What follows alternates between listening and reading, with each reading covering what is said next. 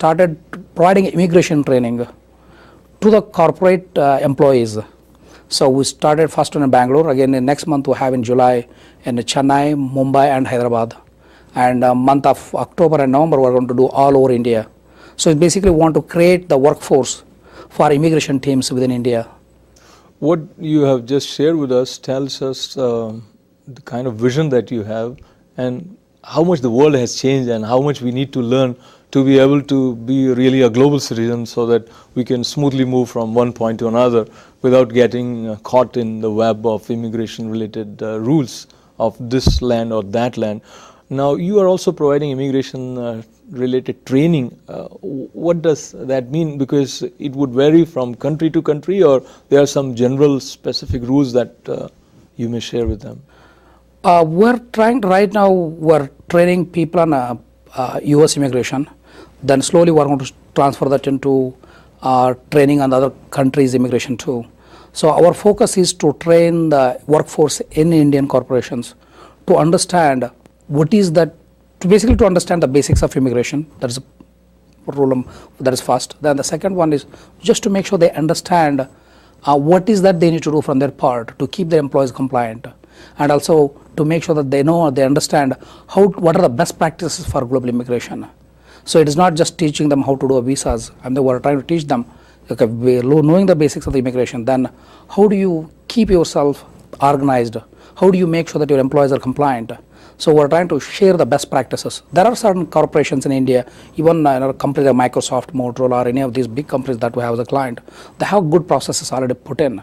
So those processes are not there in many of the Indian IT companies in India. But there are some companies like, if you look at INSZoom, SurveyPro, and Quansys, Putney, they already have a great deal of process built in already in those companies.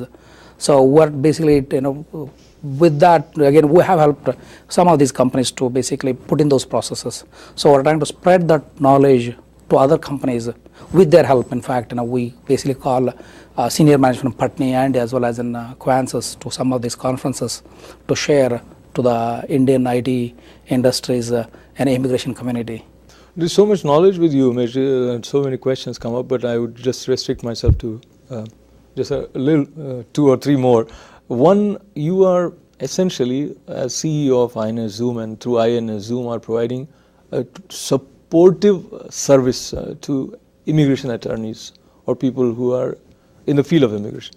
But the kind of awareness campaign, if I use the word, you are doing, are you substituting immigration attorneys at some level to some extent? We're not substituting. All we're doing is we're providing the technology to improve the best practices in a corporation. So we help, when we walk into a corporation, when we help them how to build their, keep themselves organized or configure the system to meet their business requirements. Along with that, we basically help them how they can work with the law firms. And so how they could use technology to enable them to work with the law firms more efficiently than the way have been. So right now, to be able to get a visa done, it would probably take, if they do, no matter how quick, it is going to be anywhere from 2 to 5 days. If they have all the documents, everything, then with that we could reduce it drastically by 1 day or 2 days, just with the information through the web and the technology and the best practices. And secondly, we have so much talk going on about outsourcing, and there are pro-outsourcing people and there are anti, and then they consider that the workforce based in USA is negatively affected by outsourcing. And outsourcing is like wind blowing from one point to another nowadays. So you just can't think about any other way. What do you feel about this outsourcing? I think outsourcing has been happening in the United States probably for years, because in the 80s the manufacturing industry was moved to Far East countries, and I think now IT industry and the knowledge workforce is being moved to India. So it is no different than what has happened in the past. And along with that, I think whatever outsourcing is happening, it is still helping US economy, because US is best at coming with the new ideas and coming with the new products. Afterwards, it gets moved on to other part of the world, and US always comes up with new systems, new processes, like companies like Google or companies like Yahoo, they all are born in the United States. So that's, I think the US is best at coming up with the new ideas and marketing to the world. But when it becomes routine, I think it gets pushed to the other part of the world. So in a way, you have a very high opinion about the creative fertility of United States, and innovative ideas are very much here. And let's quickly sum up our conversation by again remembering that you are one of the top 50 Asian business leaders. This year you were awarded. And who is the top personality or person who has been your role model, who has inspired you?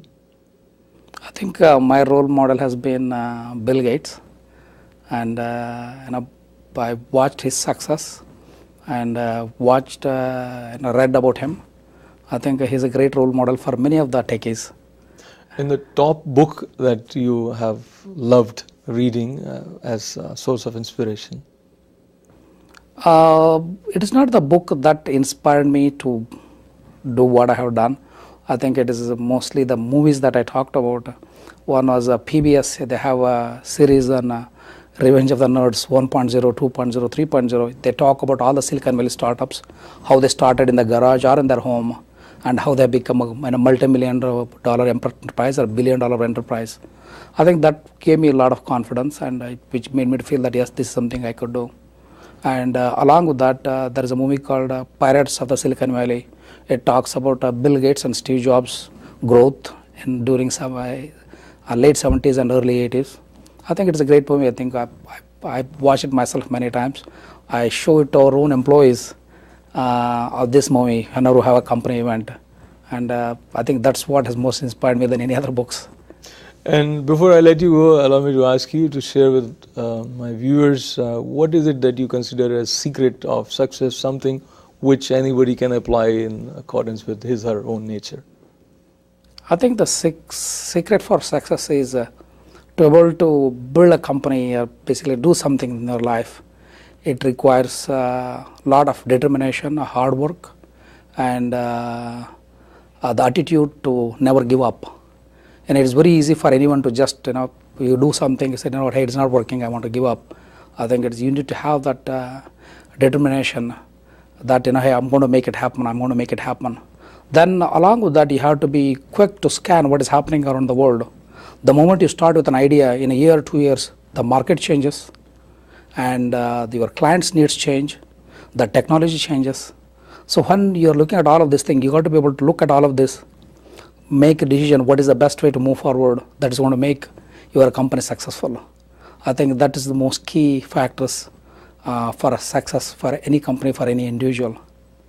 Thank you very much, Umesh Vaidyamath. Thank you. CEO, INSZoom, top 50 Asian business owner. My guess, and he leaves us with those ideas which we feel we already know, but we don't put them into practice. Who would deny hard work, determination? And then we think that maybe there is something else which is relevant. But he has proved that there are some universal principles which we need to apply to reach wherever we want to reach. And once again, thanking him for his presence and thanking all of you for joining us. This is Ashok Vyas saying Namaste.